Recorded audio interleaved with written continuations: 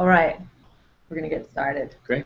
All right. Hi, everyone. Thanks for joining us today on Protecting Students with Google Apps for Education. My name is Kristen Fridella, and I work on the education marketing team here at Google.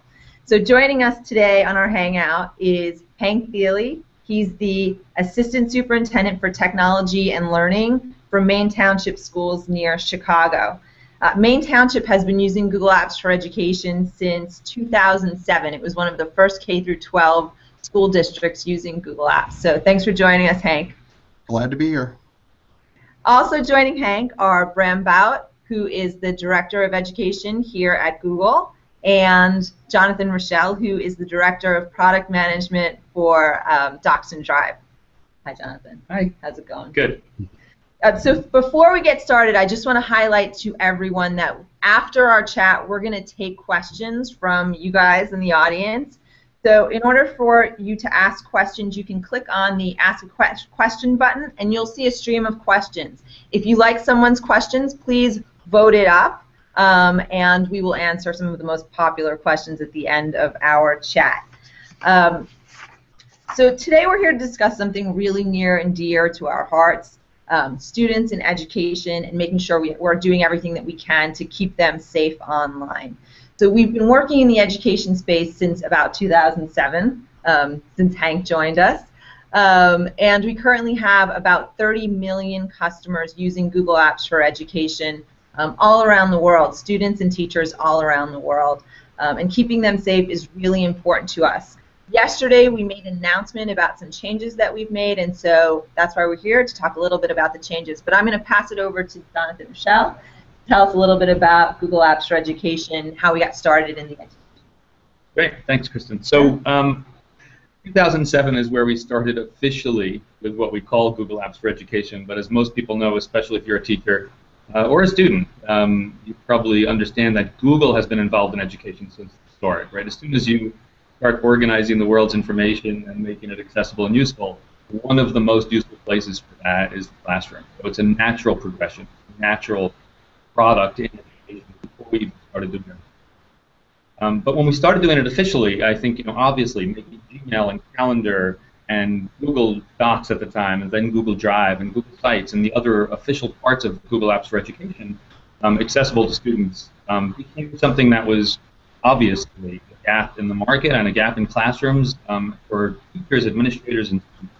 So it was something that, like Kristen said, began to be more broadly used up to the point where now we've got more than 30 million customers in that space. And I think it became very clear to us that what was important to that set of customers was slightly different than what was important to certainly consumers and even enterprise customers, customers that use our apps in their businesses, also at large scale. And some of those important things. First, don't expect us to advertise to people that are using it. And that's very clear.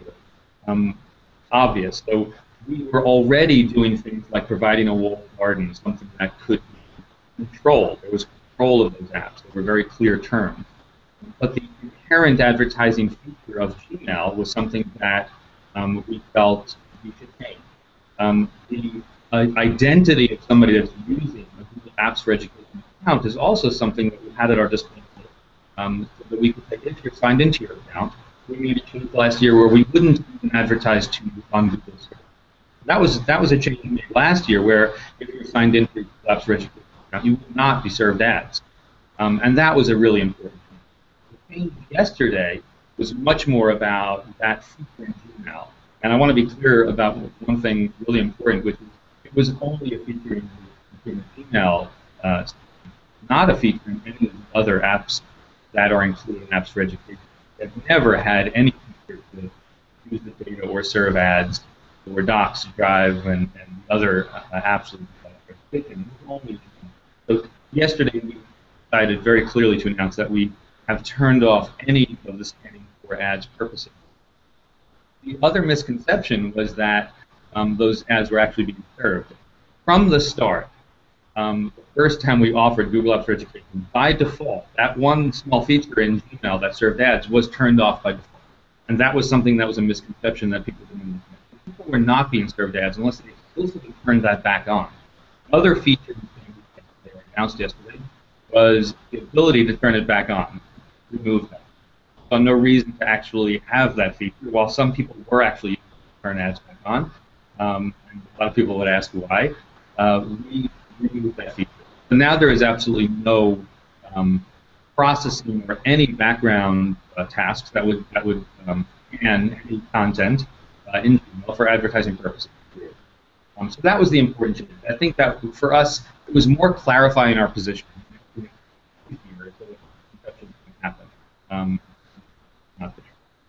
But we're always looking for ways to make the product better. We're always, trying to meet the needs of our customers, which now in very large numbers are students.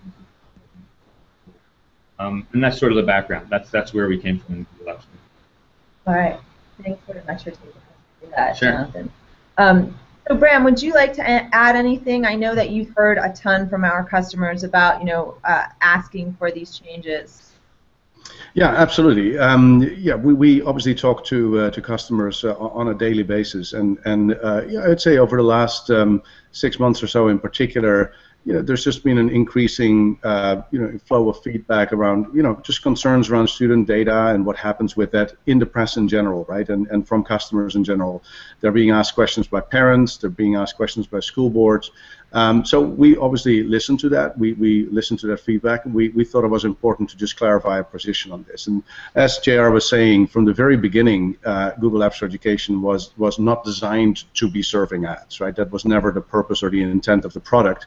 But there were some things in there. There was still an option in there. And what we basically done with the changes today is to kind of remove any doubts that you may have on our intentions and what we actually do with this data. So as JR was saying, we removed the option to serve ads, so it's no longer possible to serve ads going forward. So you can confidently say to your parents, to your school boards, to yourselves, obviously, that there are no ads in Google Apps for Education, period. And secondly, we've eliminated the scanning that was still there because of the association with the consumer Gmail product that could have been used for advertising purposes. And again, if you were already not serving ads in Google Apps for Education, so if that switch was set to off, as it was for the vast majority of Google Apps for Education users, if that was the case, then whatever scanning was done was already not used for advertising purposes, whether within Google Apps for Education, within Gmail, or on any other property that you might be going to outside of Google. So just want to make that very clear that in some ways, from an outside perspective, nothing really changes. You were not seeing ads before, you're still not seeing ads today, but we just make it now, extra clear, I think, that we have no intention to do so, and we felt that that was quite important.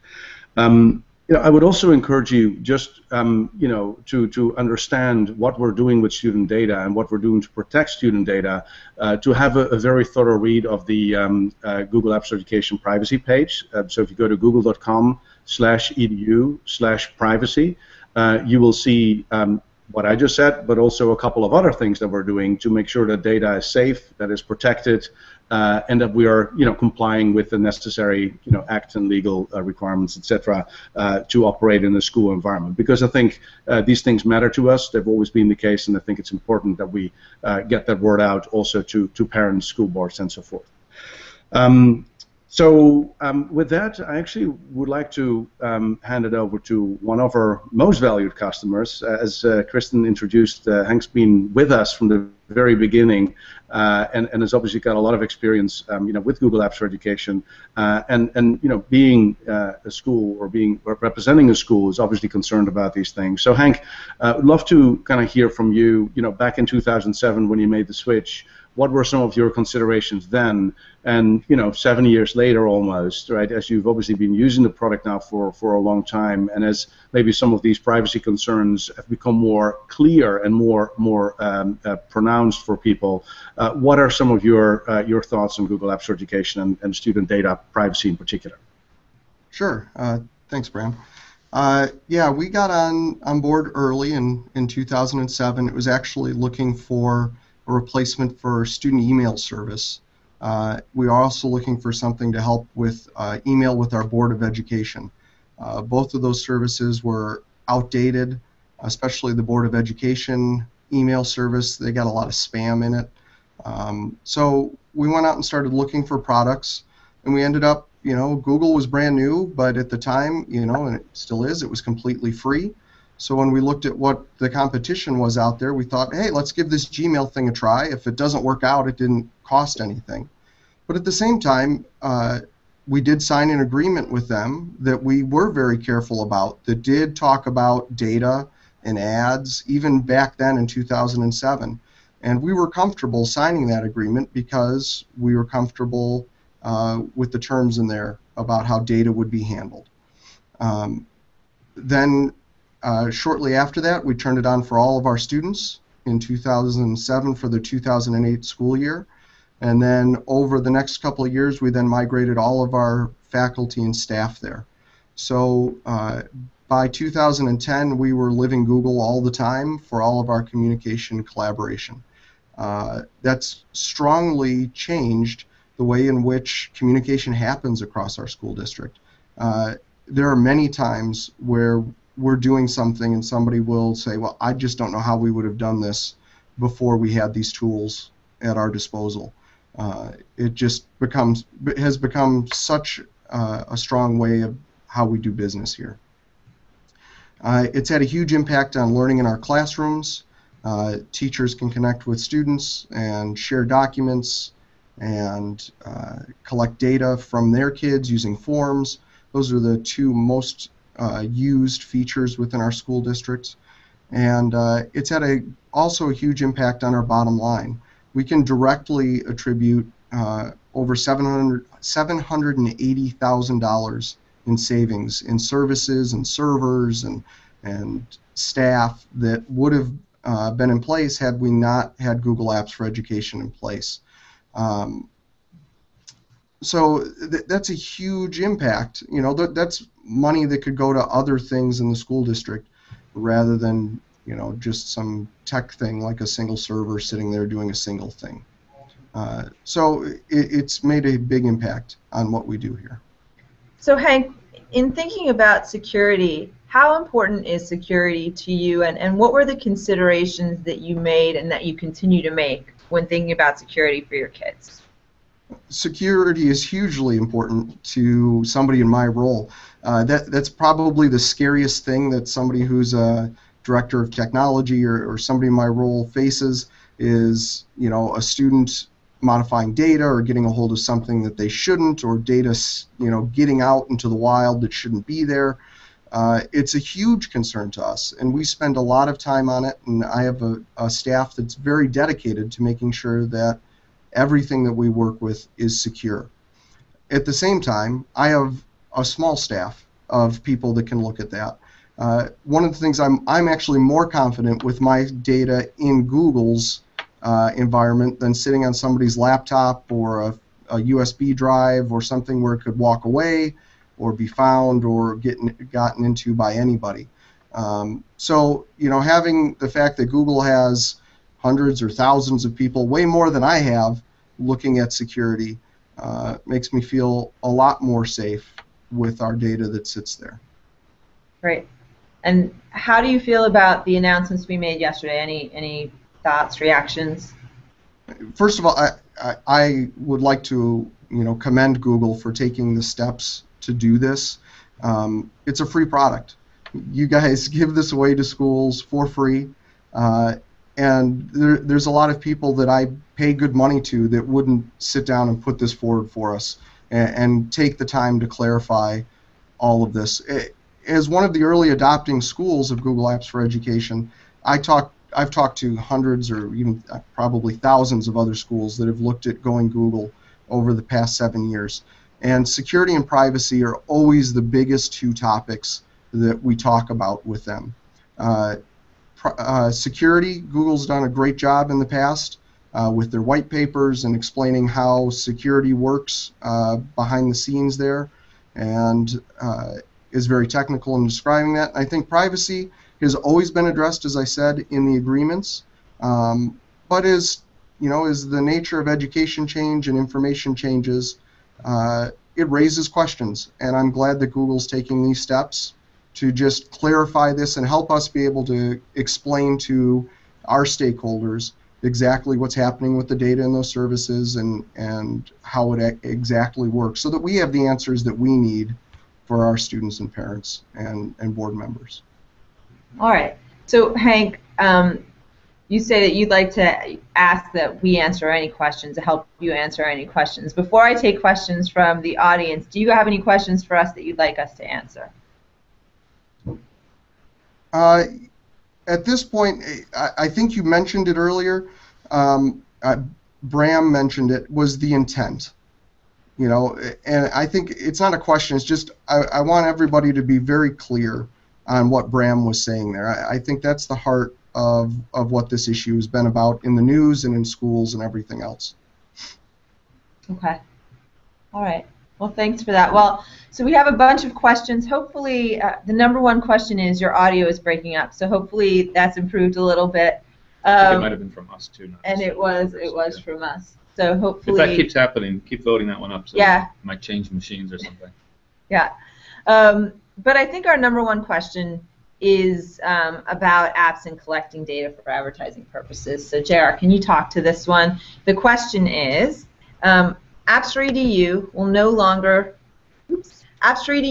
longer collect data for advertising purposes, but will you be collecting email contents data for any other purposes, even if those purposes have not yet been defined? Not simple metadata, but content. Yeah. So there's two really difficult parts of that question. First is the future outlook, and second is the other reasons we use data have so much to do with the service we provide. In other words, there are things we do. Spam, virus protection is one of the most clear benefits. You know, that's the one that's, I don't think, arguable. So we have to scan content for things that are unsafe. There are other feature things like spell check. We do research. There's the research feature in docs. You know, so those are inherently something that, again, the language is almost everything here. It could be interpreted as quote scanned. But those are necessary features, and we don't know how we'll improve those features in the future, and we have to say, yes, we probably will have features that require some method of reviewing, again, systematically. It's not people reviewing. It's systematically doing things with the data that help the product become better. We will not be doing that, and we have not been doing it in any other product even besides Gmail for any advertising purposes. And like we said, for the students and the Apps for Education accounts, we have never served ads unless somebody turned it on. So I think the answer to that one is it's tricky, but it's not tricky in a you know, like to Hank's point. The intent here is to provide a great product. The fact that we provide it for free should not imply that we're looking for some ulterior motive. There is none. The way we make money in these products is from paying customers and from consumer advertising. It's the reason we can provide it for free to schools. That's the only way we can do that. But we're not now saying, oh, let's provide it for free because we have this side intent. We don't. So I think the answer to this one is a very positive, only for the purposes of making the product better, and that's very clear in the terms, but we will not be doing it for advertising purposes. JR, one of the things you said made me think of another misperception that I've sort of read about, that we were scanning not so that we could serve ads to Gmail, but so that we could serve targeted ads to other sites. Can you talk to that? Yeah, because even from the beginning, the other, you're right, there was a misconception that scanning of mail was used in other contexts. It was never used in another context.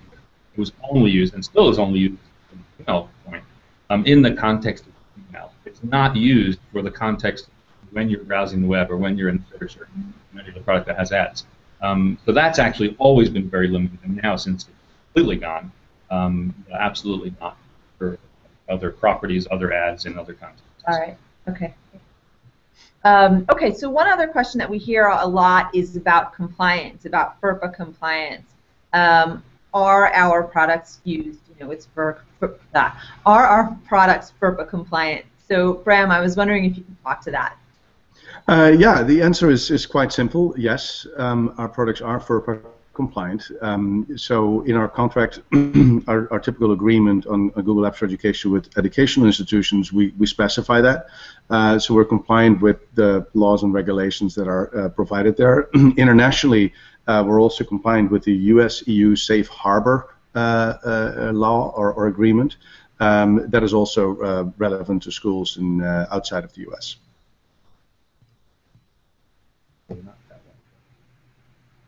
Okay. Thanks, Bram. Yeah. One of the questions we have is around sharing data with third parties. So JR, I wanted to throw that one over to you.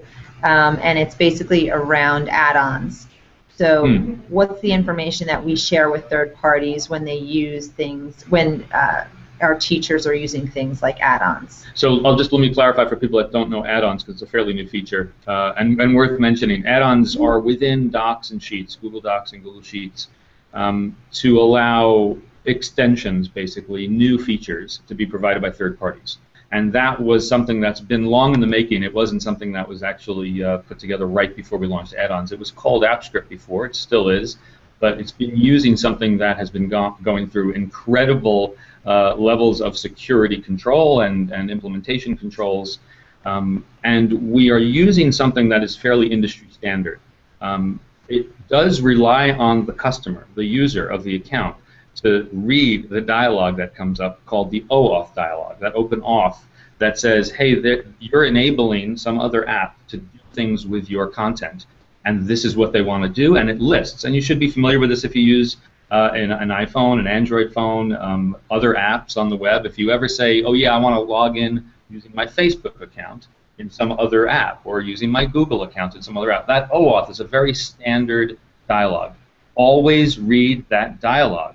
That is telling you exactly what that add-on is intending to do. Sometimes it's far-reaching because of what it's trying to do. It's trying to do things that hopefully are valuable. But A, if you don't trust the provider or don't know the provider, don't enable it, especially if there's something on the OAuth list that looks kind of questionable. Why are they looking at my contacts? Why do they want to see my profile data? I love apps that when I try to enable them, it says one thing. It says, we want to look at your phone state, something like that. It's the same with add-ons. You want to be a little bit careful, but there are add-ons also from trusted providers that you should say, oh, wow, there's an add-on from Avery or EasyBiv. I know that provider. I've worked with them before. And that gives you at least one more sense of assurance, but it's really your choice. Same thing with setting a strong password. You really you have control of your account at that level. The add-on is responsibility, both the add-on writer and the person using it. And maybe if I can just add one more thought on it. I think certainly with some of the more popular add-ons, I would also definitely recommend that you actually take a look at that company's website or whoever is providing the add-ons website. More often than not, you will find a privacy policy there, for instance, and you will get a better understanding of how they treat that data and what they do with it. Because obviously, the moment you give them access to the data, you are essentially, going to have to live within the privacy policy of that particular add-on, right? So it's important to kind of look into that as well if you're thinking about a large-scale deployment within a school, for instance. All right. I'm actually going to throw a question over to Hank. Hank, the question is, Hank, would you say that you are now confident that Google is FERPA and SEPA compliant? I would say probably COPPA. Well, I think now is not the right term there. I've always been confident. Otherwise, we wouldn't be using Google's tools in our schools. This just helps us clarify that to the public that Google is doing what they've always said that they're doing, and now they're taking the next step to make sure that there's even less of a chance that anything could be used to target ads to our students. With FERPA, I feel that Google's compliant with our schools because they give us the tools to control our students' personal identifiable information within the dashboard. Then it's up to our staff to make sure that they follow the rules of FERPA. SEPA doesn't really apply to Google because that's filtering of information. That's on the school's part. And then COPPA, Google, my understanding, Google turns that over to us by having student permission slips and telling parents the types of tools that they'll be using with their students. And that goes beyond Google. That goes to any web-based or company that's going to be gathering student data. All right. Thanks very much for that, Hank. So a couple of easy questions that I saw. that we'd just love to answer before signing off. One of them was, could you tell us the URL to the privacy page again? Absolutely. It's google.com/edu/privacy. So please check that out. And also, someone asked, could you tell us again the names of the folks who are speaking and their positions? So Hank Thiele, who is the Assistant Superintendent of Learning and Technology at Maine District Schools, Maine County District Schools, and Bram Bout, who is the Director of Education here at Google, and Jonathan Rochelle, who's the Director of Product Management for Docs and Drive here at Google. Yeah, and sorry, I saw one other question on my add-on. Somebody asked if you could disable add-ons. By the way, in the control panel you can, under Drive General Settings. It's under the Drive settings. So I just figured that's a fast one we can sneak in there. All right, great. Well, do you guys have anything else that you want to add before we sign off? Any final parting thoughts? No, I think that's it. All right. And somebody asked if it was being recorded, right? So. And someone asked if it was being recorded. It is being recorded, and you will be able to find it on our Google Plus page, so please come back and check it out. And definitely post any other comments that you have. We're always checking them out. So thanks very much again for joining us, and thanks Jonathan and Hank and Bram, and we'll see you all soon. Bye-bye. Thanks. Bye.